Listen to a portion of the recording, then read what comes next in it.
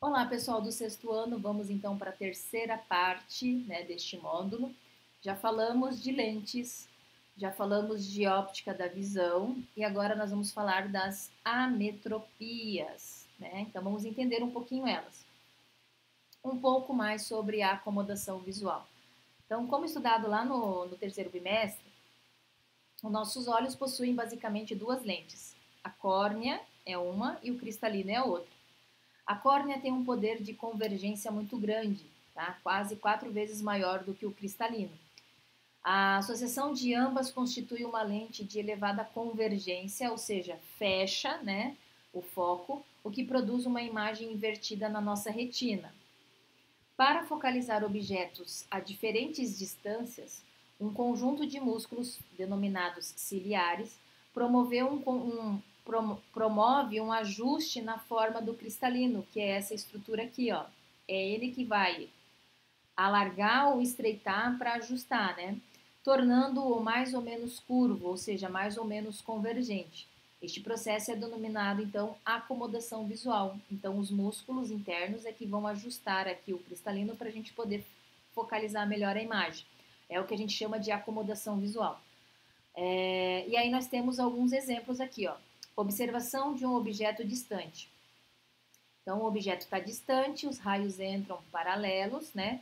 Passam pela córnea, passam pelo cristalino e ele foca lá na retina. Como o objeto está distante, os raios de luz provenientes dele são paralelos entre si. Então, os raios são paralelos porque o objeto está longe, distante. Não há acomodação visual e por isso o cristalino fica pouco abaulado. Então, eu não preciso ajustar isso aqui. A imagem do objeto é formada na retina e a visualização do objeto é nítida. Então, se o foco bate aqui no final, na retina, a gente tem uma imagem nítida. Agora, nós temos um objeto próximo, aí os raios já não são paralelos, eles são, né, divergentes. Então, observação de um objeto próximo sem o auxílio, tá, da acomodação visual.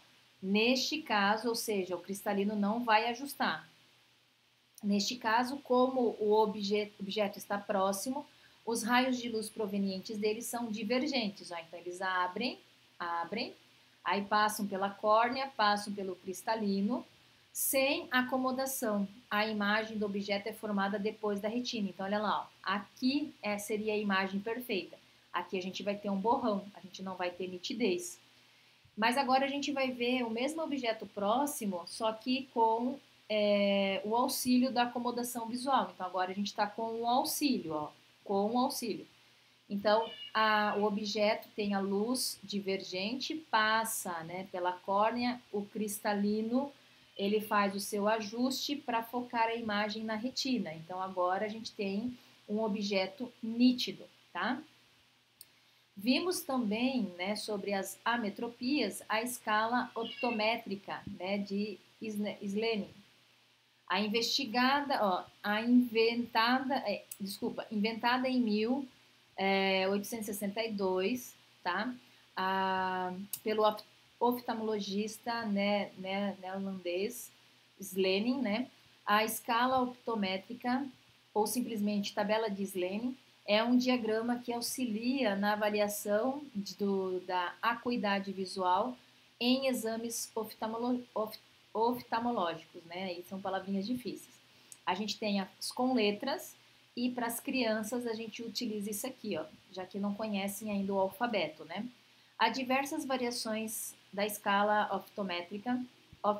optométrica de Slening, mas em geral apresentam 11 linhas de letras maiúsculas em tamanhos decrescentes. O exame de acuidade visual, que utiliza a escala de Slening, é um dos vários procedimentos que o médico oftalmologista realiza para avaliar a saúde visual do paciente. Por isso é importante consultar profissionais qualificados que investigam todas as possibilidades, todas as possíveis condições do nosso sistema visual. Tá? Então, essa é a escalinha aqui, crianças, né? E no caso de adultos. E vamos então aí para a nossa primeira ametropia, que é a miopia.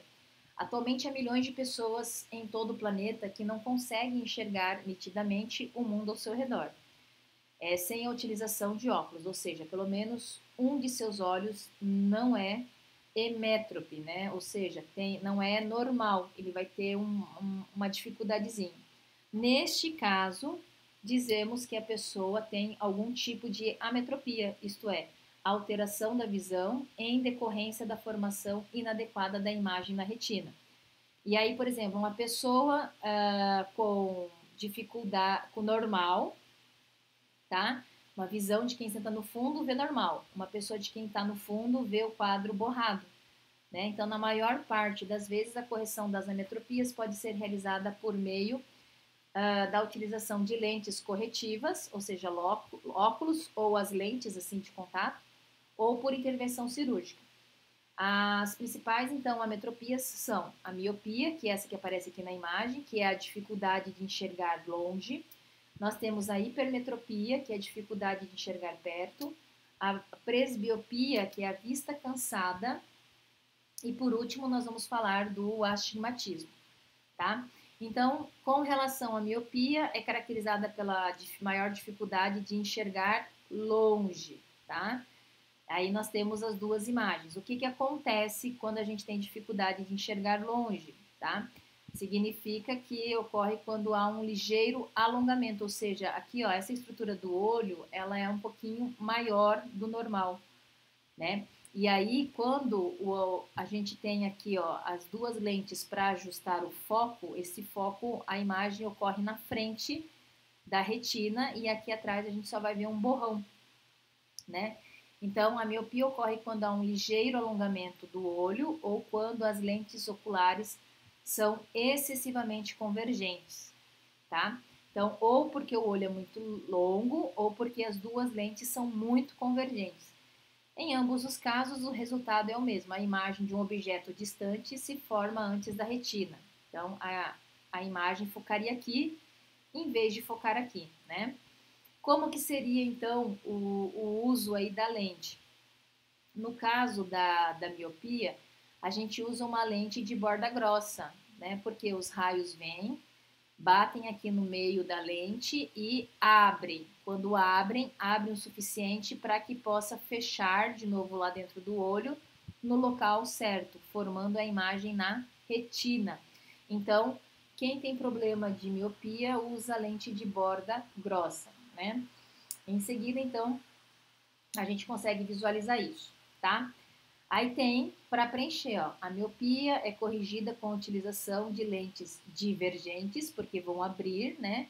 Podendo justificar isso de dois modos. O olho míope é, em última instância, excessivamente convergente. Logo, utiliza-se uma lente divergente para diminuir, então, sua convergência.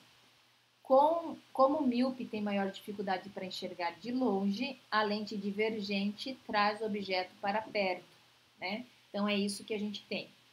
Bom, pessoal, o que eu queria falar inicialmente sobre essas primeiras ametropias era isto. A gente falou a miopia, daqui a pouco a gente vai ver as outras três. Aguardo vocês numa próxima oportunidade. Tchau, tchau.